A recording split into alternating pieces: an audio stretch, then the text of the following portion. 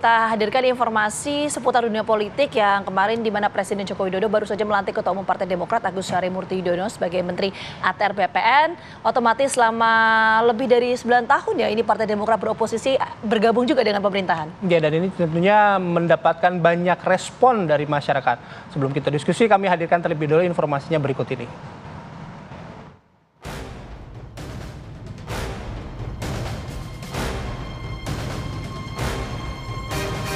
Presiden Joko Widodo secara resmi telah melantik Agus Harimurti Yudhoyono sebagai Menteri Agraria dan Tata Ruang Badan Pertanahan Nasional ATR BPN. Bergabungnya AHY yang merupakan Ketua Umum Partai Demokrat seakan mengubah peta koalisi dalam Kabinet Indonesia Maju yang telah dibangunnya sejak 2019 lalu. Demokrat kini menjadi bagian dari pemerintahan Presiden Jokowi yang hanya tinggal menghitung bulan saja. Selain sebagai Ketua Umum Partai Demokrat, AHY memiliki keahlian di bidang manajemen. Sejumlah kalangan menilai penunjukan putra Presiden ke-6 Susilo Bambang Yudhoyono sebagai Menteri ATR tersebut bersifat politis. Presiden Jokowi memang tengah memperkuat koalisinya saat ini. Jabatan menteri yang merupakan pembantu presiden merupakan hak prerogatif Jokowi di masa sisa jabatannya yang memasuki waktu transisi. Peta koalisi pasca Pilpres 2024 ini juga masih bersifat cair sebelum adanya penetapan oleh Komisi Pemilihan Umum. Lantas, apakah bergabungnya AHY dengan gerbong Partai Demokrat dapat memperkokoh koalisi Presiden Jokowi yang kini tercermin dalam Koalisi Indonesia Maju pasangan calon presiden dan calon wakil presiden Prabowo Gibran? Tim TV One mengabarkan.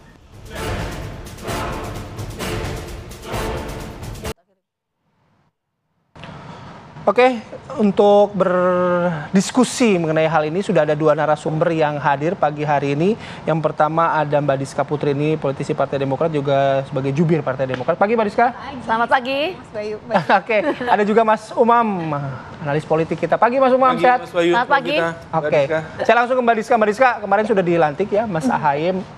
Di beberapa potongan, ada beberapa potongan video komentar gitu dari beberapa orang setelah 9 tahun oposisi, seolah-olah kemudian masuk pada kabinet ini semudah itu gitu mengubah arah pandangan politik dari Partai Demokrat.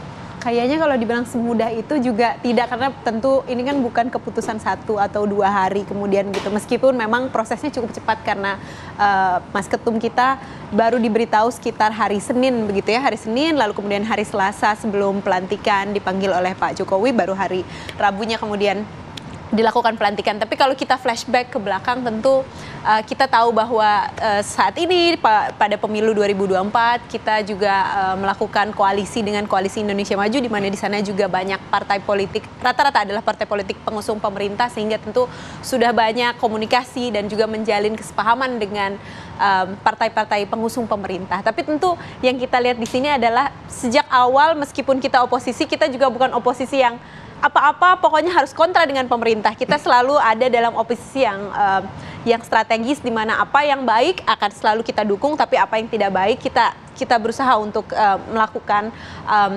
posisi yang berbeda begitu. Tapi lalu kemudian sekarang ada kesempatan untuk masuk ke pemerintahan, tentu ini adalah cara Partai Demokrat. Jadi tentu ini bukan masalah mengubah pandangan, tapi mungkin cara kerjanya. Kalau dulu mungkin kita selama ini menjadi oposisi, berada di luar pemerintahan, sehingga yang kita lakukan adalah biasanya kita hanya menitipkan aspirasi-aspirasi sebagai oposisi di pemerintah begitu. Tapi kalau sekarang karena kemudian Pak Jokowi memberikan mandat kepada Pak Ketum AHY, ini adalah mungkin salah satu cara sekarang Partai Demokrat, kalau yang dulu hanya bisa memberikan aspirasi-aspirasi, sekarang ada di pemerintahan untuk ikut melakukan perbaikan-perbaikan. Apa yang sudah baik dilanjutkan, yang belum baik diperbaiki. Pertanyaannya gini, nggak tahan juga jadi oposisi gitu? Oh enggak dong.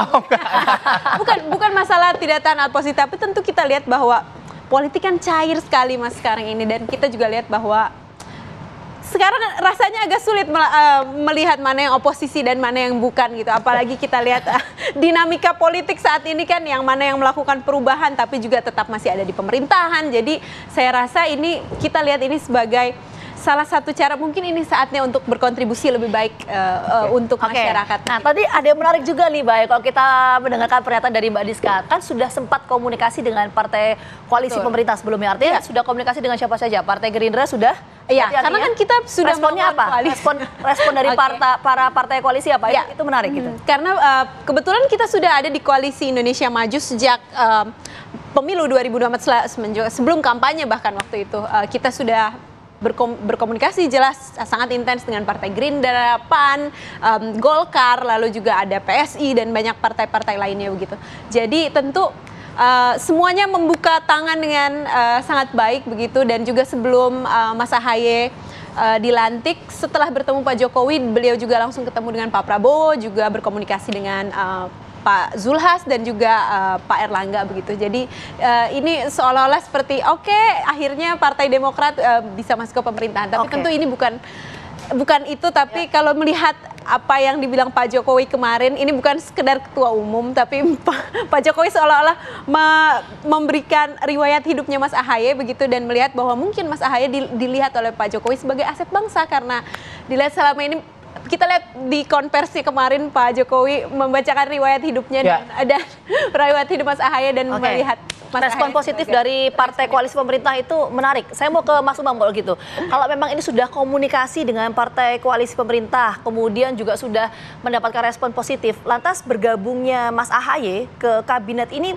pengaruh terhadap soliditas atau konsolidasi di internal pemerintah seperti apa?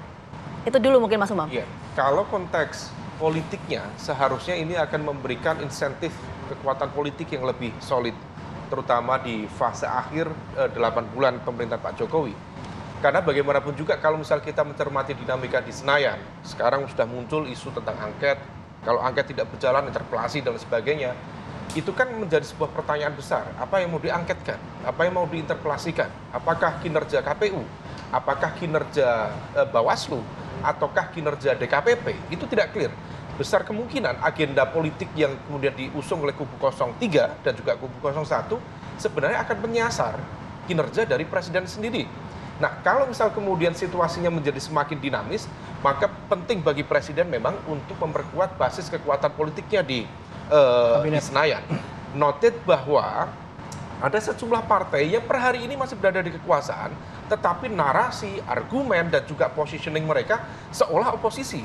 Tetapi kemudian karakter oposisinya menjadi hermaprodit ya, agak banci. Di satu sisi menjadi bagian dari kekuasaan, di satu sisi kemudian melakukan kritik terbuka terhadap kekuasaan. Tetapi satu hal yang cukup menarik, bahwa menurut informasi spekulatif yang saya terima dari teman-temannya Mbak Diska itu, konon kabarnya Pak Jokowi itu sudah mencoba untuk menarik Mas Ahaye ke pemerintahan itu sejak 2019. Lobby-lobby dari orang-orang terdekat sudah dilakukan, tetapi kemudian mental beberapa kali. Karena apa? Konon kabarnya ada veto politik yang dikeluarkan oleh salah satu kekuatan politik tertinggi yang memiliki saham politik besar di kekuasaan selama ini, menolak Mas Ahaye dalam konteks bukan soal ideologi, bukan soal visi.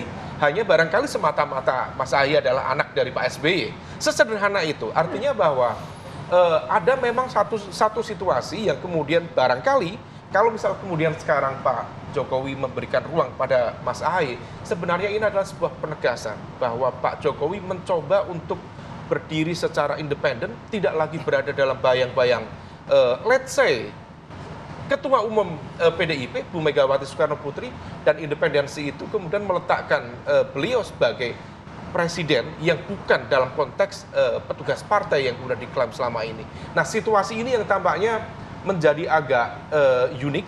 Di satu sisi Pak Jokowi ingin mempertegas positioningnya, tapi di sisi lain barangkali ini juga bagian menjadi bridging ya, karena fakta politik menegaskan Demokrat menjadi bagian dari koalisi Indonesia Maju, dan kalau misal memang kemudian nanti KPU atau let's say masuk dalam proses di Mahkamah Konstitusi mengetok Prabowo Gibran menjadi presiden wakil presiden selanjutnya, maka ini adalah sebuah bridging yang baik khususnya untuk memberikan jembatan masuk di pemerintahan yang akan datang. Oke, tapi kalau kita bicara soal momentum gitu, kalau misalnya tadi 2019 ya Mas Umam bilang, Kemudian kita juga tahu Demokrat kan akhirnya berkoalisi untuk mendukung pasangan Prabowo Gibran. Apakah ini juga bagian dari momentum ya balas jasa begitu terhadap Demokrat atas dukungannya, atau ada momentum-momentum yang mungkin Mas Umam sendiri punya cermatan khusus nih, kenapa dipilihnya kemarin gitu, Mas? Oh, kalau misal konteks kenapa kemarin, tentu kalkulasinya cukup beragam ya.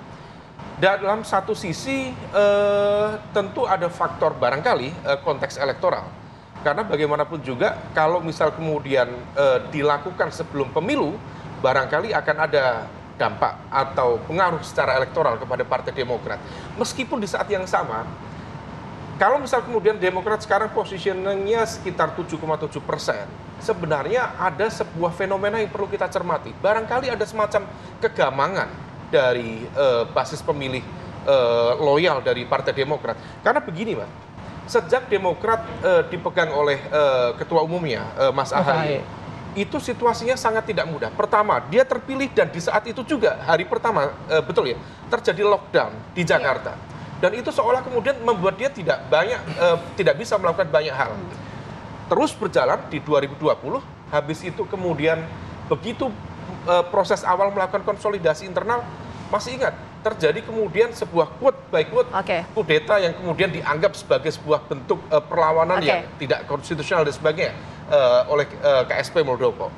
Itu belum selesai, baru kemudian memperkuat sebuah basis kekuatan koalisi yang cukup solid, tetapi kemudian ada situasi yang tidak mudah, pecah juga. Dan pecahnya sebenarnya bukan, kalau misal kita cermati ya, itu pecah bukan karena memang basis komunikasi yang tidak satu visi dan sebagainya. Visinya mirip itu, visinya sama, Demokrat, Nasdem, PKS. Tetapi ada sebuah pertarungan ego, karena kalau misal Demokrat di situ dan AHY kemudian menjadi cawapres Mas Anies misalnya waktu itu, yang dapat kutel efek terbesar dari basis data elektoral itu memang Demokrat.